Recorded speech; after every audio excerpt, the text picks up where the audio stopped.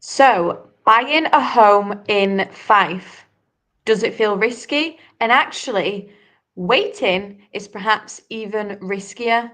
Before we get into it, let's cue VT.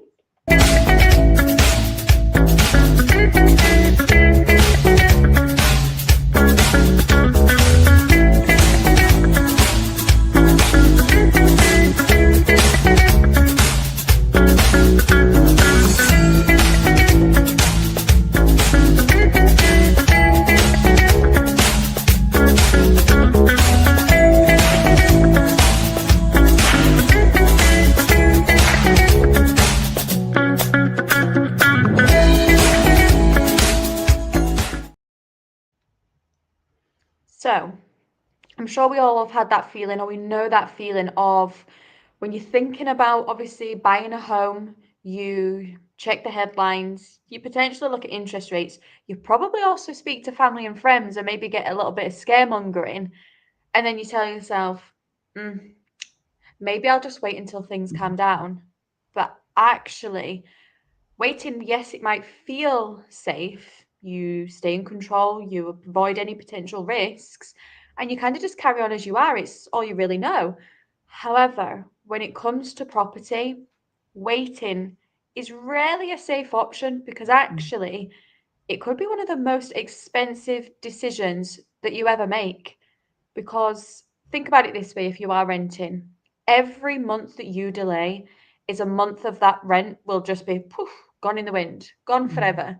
Um, and then every year that you hesitate is a year of potential equity missed on your new property.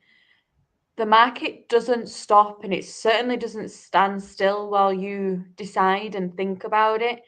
It just keeps moving. So, actually, the truth is pretty simple. Time in the market always beats timing the market. And actually, that's what we're going to discuss. And we've got some brilliant facts and figures. There's plenty within this for you to look through, whether you're watching it live or even if you want to click the link and you can read through the blog, especially for the facts and figures. Likewise, if you've got any questions or even your own case studies where you've perhaps been in rented and you've taken that jump and it's the best thing you ever did, give us your stories. We love to hear them, but we're really going to get into it. But actually, Perrie, is there a kind of clear lesson that you would say from this?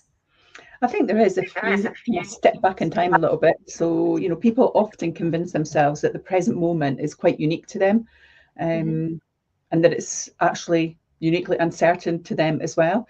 But actually, history shows us that every era was really the same.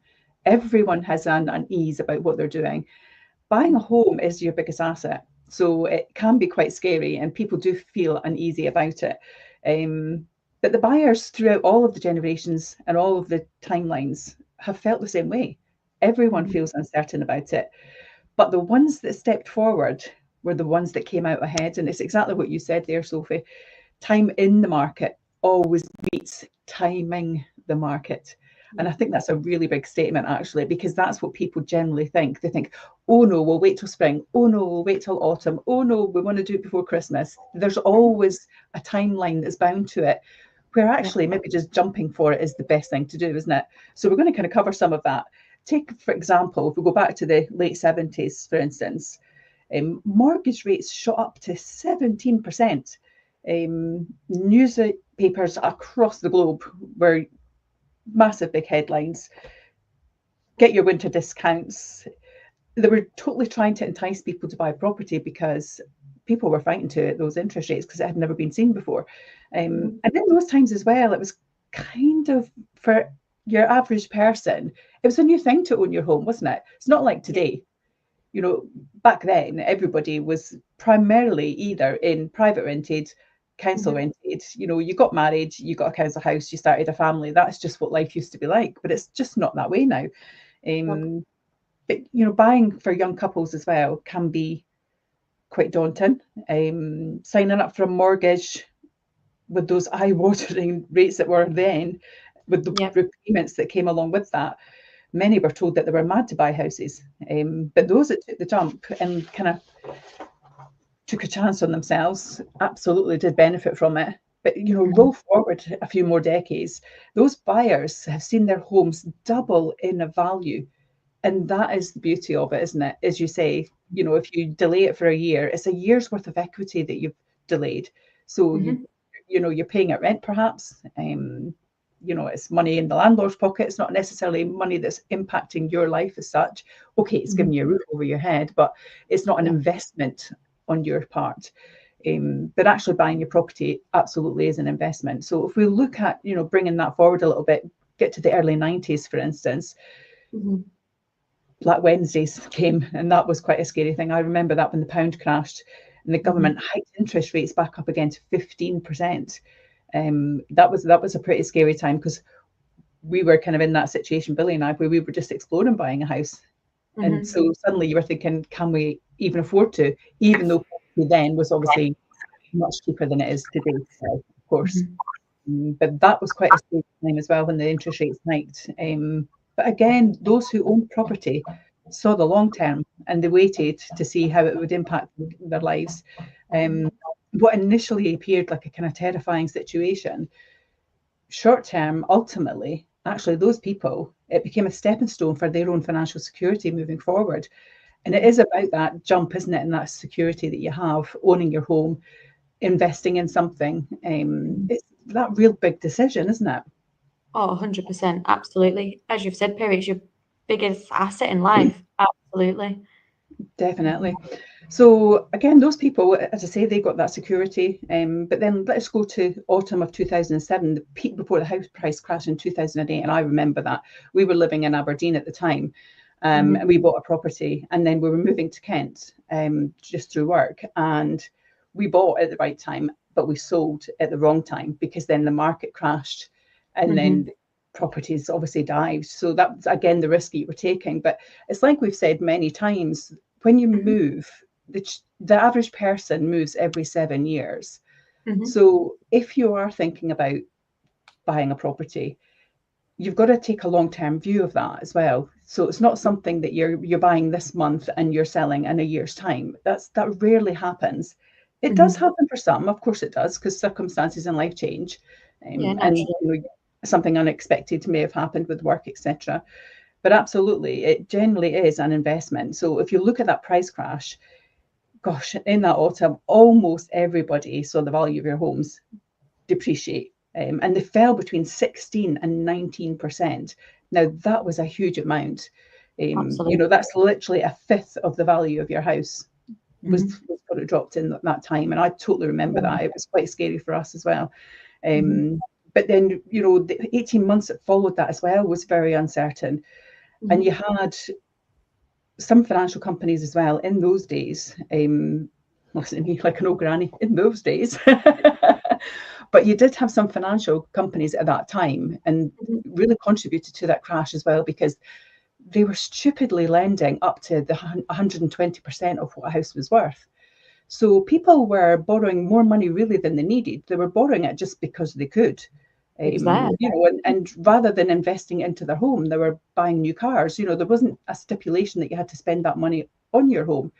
So people literally were spending money they didn't really have. Their properties were mortgaged up to 120% of their values. And then the property crashed, and they lost up to 20% of value in their property. So actually, suddenly, they had 120% on a mortgage. That really turned into 140%, because it was just devastating for some of them. And, you know, there was quite a few repossessions happened in that time as well. It was a brutal time for a lot of people, and it was a really scary time. And people whose circumstances changed really couldn't do anything about it, because they literally could not move. They couldn't exchange homes, because they owed more money on the property than what they would have received if they sold it. So it really was quite a scary time for a lot of people. But then we look at what happened next. The market recovered, wages caught up, mortgages were paid down because people stayed where they were. So again, they were eating into what they had borrowed. And those who stayed the course actually ended up coming out ahead of the game. And that's the thing when you're thinking about buying property. It's not something that you can just do on a whim. It's a big decision. It's a big investment. And unless you're a landlord who is looking at huge portfolios, then realistically, as a private person looking for a home, you've got to be in it for the long game as well. Yeah. I think once you've started it, you've got to. But if we then, of course, come forward again, Mm-hmm. and we keep referring to it as COVID times, it's just what it's been It's tagged with, all we isn't it? knew. But it's all we knew, though, wasn't it? For so like a good few years, it's all we knew. Mm-hmm. Absolutely, it was all we knew. But the pandemic years, I think we saw massive changes in the property Mm-hmm. values, and also in actual attitudes towards property as well, and people's mindsets. I think people wondered whether the housing market would basically function. Yeah. How is it going to happen when you can't visit properties, you can't sell properties? Was the view that people had? How do we take our photos? How do we present it? How do we get buyers through the door? Yeah. I think that's where actually we were quite unique in what we did as a business. And it was a fantastic thing that Jim came up with regards to, well, what do we do? How do we sell these houses? And voila, the pre-portal was invented. And actually, it's just such a key part to our business, isn't it? We would never change that, because it's all that our buyers know. It's all our sellers know, and that's our unique part of our business now. So actually, what became a really challenging time blossomed actually something that was so much stronger because of it for us, certainly as agents. But I think, the ones that thought that the property markets would collapse in the COVID years, how wrong were they? Because property, actually, the activity just surged and went through the roof. And for me, I hadn't really known anything else, because that's when I started to work in this industry. And so when I came on board, I just thought, is this really what it's like? It was crazy busy. It was exciting. And as someone who was new to it, you were kind of just thrown straight in at the deep end, which was fantastic for me. But activity surged, the demand soared, values soared strongly, and crazily so. Those who bought then as well are kind of sitting on quite a nice bit of equity. But actually, those who waited and still are renting, they've kind of, when will the perfect time arrive, is really what people sometimes think, don't they? And I think that's where people perhaps get a little bit nervous and they're frightened to make that move. But every moment is the wrong moment if you think about it too long, isn't it? 100%, absolutely. And I think the same lessons kind of keep repeating as well. Buying felt scary. Waiting felt safe. But buying did win in the end, and people have still invested. And we're now, 5 years after that event, and all those people who bought properties have paid 5 years mortgage payments off. And they've seen natural growth in the property as well, because actually what didn't happen was a massive slump in property values. It's continued to grow year on year. So I think those who bought then as well have definitely seen that there's been value in doing so, because they've paid down their mortgage by 5 years.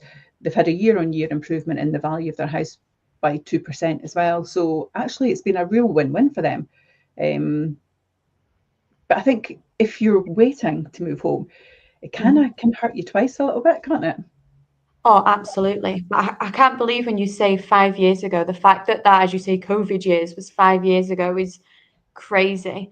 But you're absolutely right, Perrie. It can actually hurt twice, because the waiting doesn't just mean holding back. It's actively costing you money. And here's why. There are only 2 places your monthly housing money can go, and it's really simple: rent or mortgage.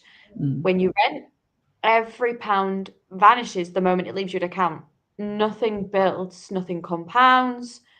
When you own, part of your monthly payment chips away at that loan.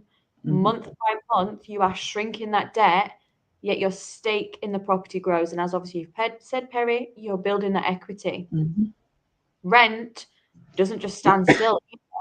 Over the last 5 years, rents have risen faster than wages in many areas. So that actually means the longer that you rent, the heavier that load becomes, which is what you're seeing. So buying, you're contributing, as we say, to that debt. Renting, it's disappearing, and actually your rent's increasing. Your property's not changing. Your rent's going up. Nothing's changing. Your wages maybe aren't in line with that as well. So it is almost a wee bit like running on that treadmill that speeds up while you're on it, and you think you get into it, and then it speeds up again, and it can become almost like that hamster wheel. It's not But only it's not just the monetary side as well, though, Sophie. It's the personal worth that you have as well. So, sometimes, many people do rent, and it works for a lot of people, but you're limited as well on what you can do with that property. You can't really change it a great deal. Even some landlords won't allow you even to decorate. It's got to be the way that they've presented it. So again, just for yourself to actually feel comfortable and create a home, you kind of lose that little feel a little bit as well. But it does work for millions of people, and millions of people do it because that's just what they do. And it's, the requirement is there, but I think the difficulty is that there are not sufficient properties for people to rent either, is it? So, that's a challenge for some people as well. Absolutely, definitely. And then you've got that contrast of a fixed mortgage payment stays put, and at first it feels like it's a real stretch. However, over time, as your salary increases and then that inflation erodes the value of money, the repayment does become lighter and it starts to lift. And that's why we say waiting hurts in two ways. You're paying way more rent while you wait, and you lose out on years of the equity growth that you could have actually been accumulating. And as you say, Perry, it's that safe space. It's the control part as well. It's knowing that this is your home. And it's that element, and then that's probably where then the psychology comes into it. And definitely kind of that psychology of the hesitation. And there will be people that are hesitant, absolutely. But probably the question that we're saying here is, why do so many people wait, Perry? I think partly it's fear. The fear pure simply of making a mistake. Yep. Picking the wrong house. Yep. Buying a home as well, it just feels very final, doesn't it? I mean, you literally are putting your roots in and you're committed completely to it. And also, there's a big bet that you don't want to get it wrong. In your mind, you just think, please don't make this the wrong choice. Don't make this the wrong decision. And when you're renting, you can be quite flexible. You can move, and you give your landlord a 4 weeks notice or whatever your contract is. You can't do that when you buy a home, because even if you decide to then move home, that's costly as well to some people. So it is that big fear, I think, of making a mistake. And actually what people then do is they delay, and they convince themselves actually that patience is a form of wisdom, when actually it's not. It's just fear that's kind of grounding them and preventing them from moving forward. But for me, I think there's also other forces at play here. There's kind of a little bit of bias there where assume today's conditions, for instance, will last forever. People do that and think, well, actually the market's really good just now and it'll be like that in a year's time when I'm ready. Well, no one has a crystal ball. We have no idea what the market will be like in 12 months' time. Nope. Who knows if we'll have another pandemic this winter? You know what I mean? There's so many things at play that you just can't control. And I think what happens is that people do that and they think that the conditions will stay the same and that they'll be in a strong position when they are ready. They'll maybe wait and say, well, actually, if rates are higher, then it's a good thing not to move. But if the rates continue, then they will continue to rise if that's what's going to happen. Look at the economy at the moment. Inflation was targeted for 2%. We're at nearly 4%. Food inflation is at nearly 5%. That's scary for a lot of people. We're coming into winter. Gas bills are going to start going up. Your energy bills are going to start going up. So people kind of convince themselves and talk themselves out of it. But actually, Billy and I just did it at the weekend there. Our 2-year deal's up for review with our mortgage. So we've just actually committed to a 5-year one. Because in my mind, you're never going to get the rates that we were having when the pandemic was here. They're never going to go back to the 1.5% and 2%. Certainly not any time in the near future. So you can't use that as a reason not for moving because your circumstances are still the same. So you do have to kind of take that leap of faith. I think if house prices may be overvalued in some people's mind, they think, oh no, I wouldn't pay that for a house. But actually, year on year since the pandemic, prices have gone up. So if that's a reason, then that's going to prevent people from moving because that's not going to change anytime soon either, I don't think. I think for me as well, the history shows us that the opposite is true. Conditions always change. We've spoken about that and we've seen it ourselves over the last 5 years. What looks certain today looks laughable in hindsight, really. When you think about the pandemic and everything that happened then, you know, and when we look back at it just seems like it was a crazy place that we were in. But the truth is, there'll always be reasons not to buy. You'll always give yourself an obstacle.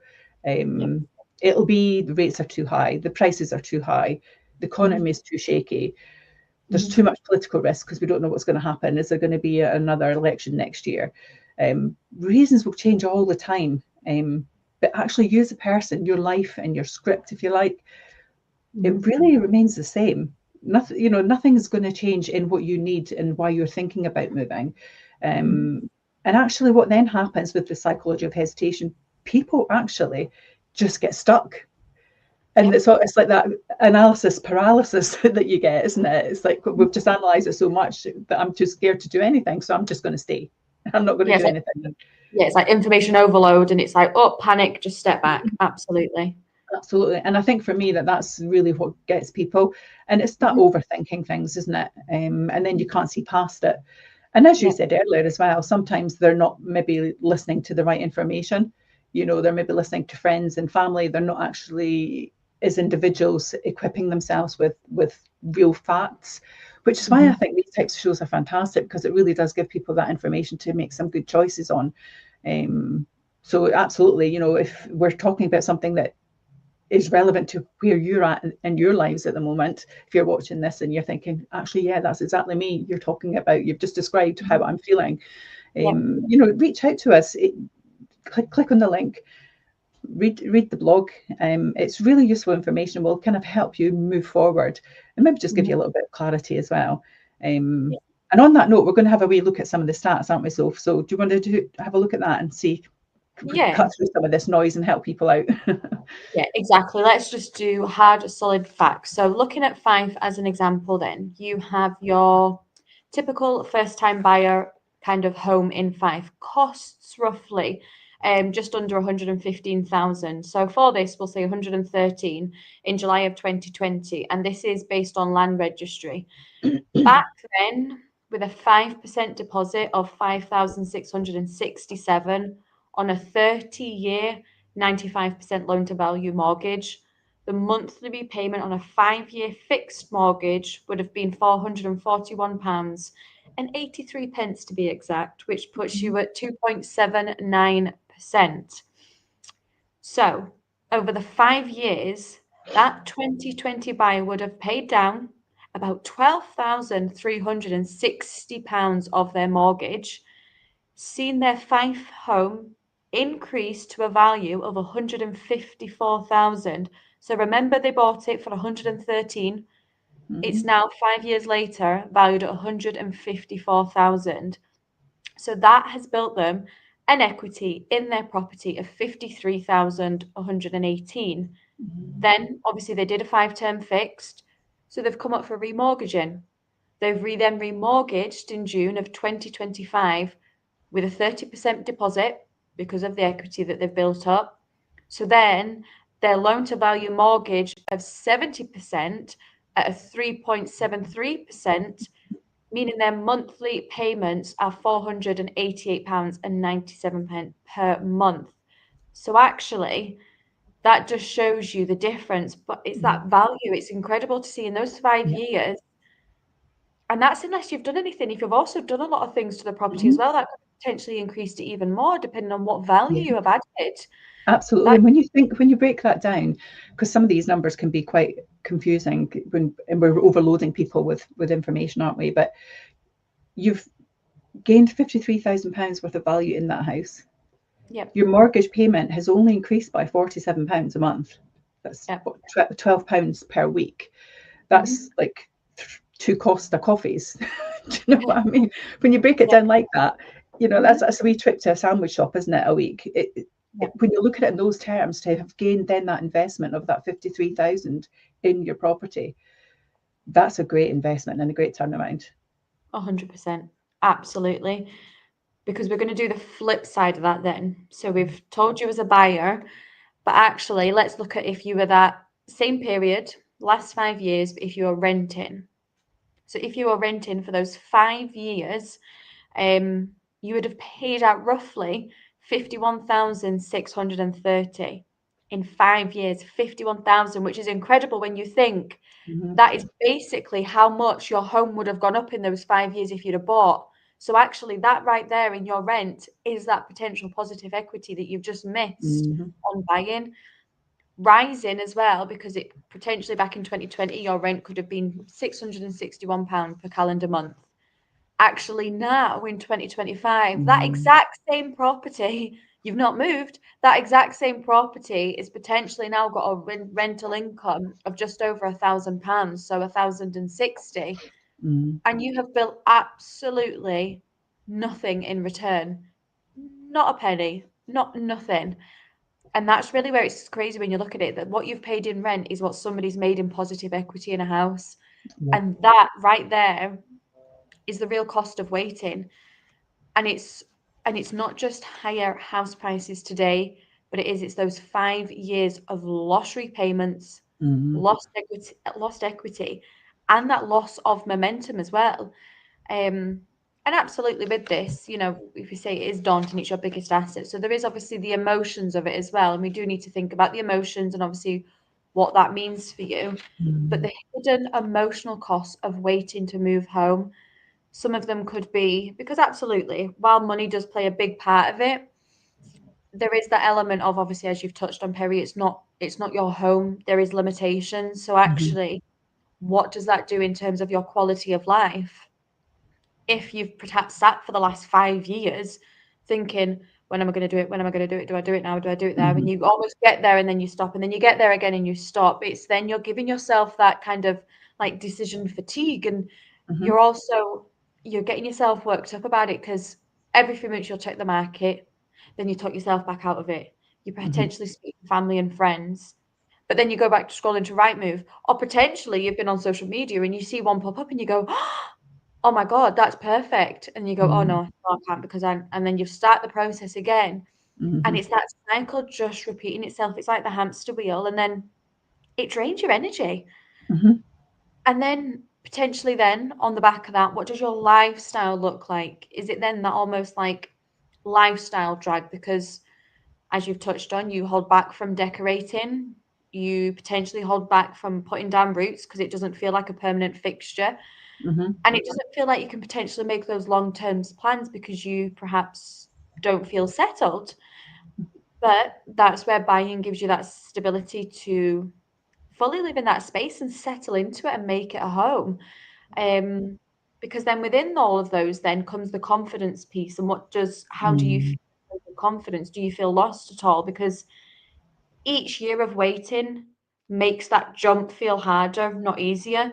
And Mm-hmm. that is a big thing as well, because the longer you leave it, the more daunting it feels because that gap between what you could have done and what you now need to do only widens, and it'll get wider and wider the longer that you leave it. Yeah. Because and it's the emotional side of it as well. But what would you say the answers are to that, Perry, then? I think for me, you're right about the whole emotional side. I think there's a big part of it there. And as I said earlier, it is kind of analysis paralysis, isn't it? And I often will speak to people who are thinking about selling or buying, and they'll say, oh, I'm going to wait another year and see what happens with the house prices. Mm-hmm. Or I'm going to wait a year because maybe the prices will go up, or I'm not going to move home because I don't want to pay the costs of what that new house would cost. But the thing is, it's just a repeat on itself because actually, whatever you value a house at, that house will be that value in a year's time, 2 years' time, 3 years' time. You've got to go with the reality of it. And for me, I think what you need to kind of do really is try and answer your worries to give you that opportunity to then move forward with your life. The things that people often say are, what if house prices fall after I buy my house? What's going to happen then? I'll lose out on money. Well, actually, they might. We don't know. Yep. That it is a risk. Of course, it is. But the market does move in cycles. If you buy a home that you can afford and you plan to stay there for 5-10 years, we've already said the average person lives in a home for 7 years. Mm-hmm. History has shown us that if they do go down prices of property, then Mm-hmm. they go back up again as well. You know, we talked about that very early in the program, didn't we? Where, you know, all the financial crashes, and then look how people have stayed the test of time and they're sitting pretty now in their houses. So yes, they might come down, but they will always go back up again. And if your plan is not to move for, say, 5-10 years, then actually there's no real risk there. And we've already shown the factors at play of putting your money into a mortgage payment rather than to rent payments, what you're gaining on equity over a period of time as well, because you're eating into your mortgage and your house value is going up. If they go down, it will go up. But you've got to kind of look at long-term ownership and the compounding benefits financially of owning a house. People also ask, you know, what if interest rates continue to rise? What will then happen? Well, they could. No one knows. You know, the Monetary Committee met on the 18th of September. They kept interest rates the same. The base rate's 4%. They didn't change it. They're not now meeting until the middle of November. So nothing's happening anytime soon. And the way the economy is, I can't see how they can continue to improve them and increase them. I think worst case scenario, they'll stay as is, interest rates. I don't think that'll change. But if you fix your mortgage, as I mentioned earlier, we've just done that. We fixed ourselves for 5 years. So we know what our payment is. We know that's not going to change. And as you said earlier, Sophie, salaries will go up over that 5-year time. Other things will change in your life over that 5-year time. You'll have a bit more financial freedom. But the one thing you have certainty on is that your mortgage payment will stay the same. If I was in a rented accommodation, could I say my rent would stay the same for the next 5 years? No, I couldn't. So, you know, at least I've given myself a little bit of security then. And I'm not planning on moving. So actually, if the property market does go down next year, well, chances are it'll go up the following year. So it won't impact me. And that's what I think people need to look at. So if you get a fixed rate mortgage for, say, 5 years, you budget sensibly because you know that you can afford that payment. You're protected because you know that that's what your payment is going to be for the next 5 years. So you know what your outgoings are going to be. And actually, inflation will work in your favour effectively. Absolutely. So, you know, it's a bit of a flip side there. Other people then say, actually, I'm going to wait till it bottoms out. Well, when we went into the pandemic, everybody was saying that. That didn't happen. And it has continued house prices have continued to rise year on year. So that's 5 years. So if you were one of those people back then saying that, and you're still in that situation now, that's your 5-year window disappeared. Yep. And that example you gave of where someone has just made £53,000 on their property in that 5-year window, someone else has missed out on that because they got that kind of decision paralysis and they didn't do anything. And they've convinced themselves that waiting's a great idea. But we're 5 years in. So I think for me, the bottom out only kind of happens in hindsight. I don't think it necessarily, you can't wait for a future bottom out because there's no guarantee that will happen. Nobody ringing the bell to say, this is when it's going to happen, folks. It's the big unknown, and it's really just your own questions that you're not answering. You don't need the bottom out, I think, to do well. My thing is that actually you just need to start. If you're in a position where you've got a property that you're thinking about buying a property, you've got your deposit in place, you've got your mortgage approved in principle, there's nothing really to stop you doing it. And I think if we've shown anything over the last 5 years, the people that have done it have definitely benefited from doing so. And I think for me, that's a real big thing. And I think my final thoughts would be, you know, there is no perfect time to do it. If you're waiting for that perfect moment, then it just won't happen. Because actually, when that perfect moment comes across your desk, there's a good chance actually you'll have another reason not to do it. You know, it'll have changed, won't it? So for me, there is no perfect moment.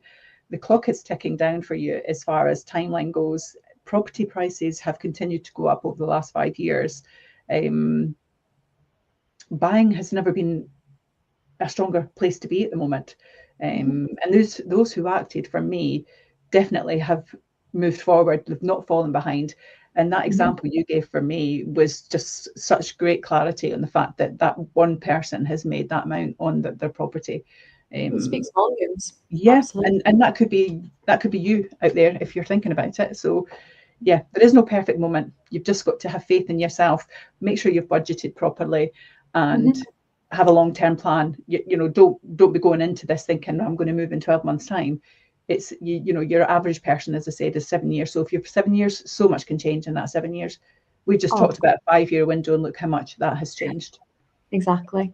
So that would Definitely. be my final words. I think, like we always say with these shows, Perry, is make informed decisions. Mm-hmm. While this probably does feel like information overload, and if you are sitting there thinking, "Oh, I fall right into this category," then reach out. You know, have you spoke with a mortgage advisor? Do you know what you can afford? Because actually, as well, if you've just written it off because you think, "Oh, I can't because of X," or "I can't potentially get a mortgage because of Y," you don't know that. Mm-hmm. Speak to the experts. You're almost, again, you're cutting yourself short before even trying. So make sure you're financially ready, and if you don't think you are, what are you doing about it? Um, don't just take a step back and think, oh, I'll just wait, Mm-hmm. because think about your future self. You will absolutely thank yourself for getting started and just doing it. And you'll probably, when it's all done, sit back and go, why didn't I do this sooner? What Yeah. was I waiting for? You absolutely will. So that would be my key thing, is make informed decisions, because you will thank yourself later down the line. Mm-hmm. Perfect. Great way to end it. Absolutely. All the best. Take care, Take care. everyone. Till next Bye. time. Bye.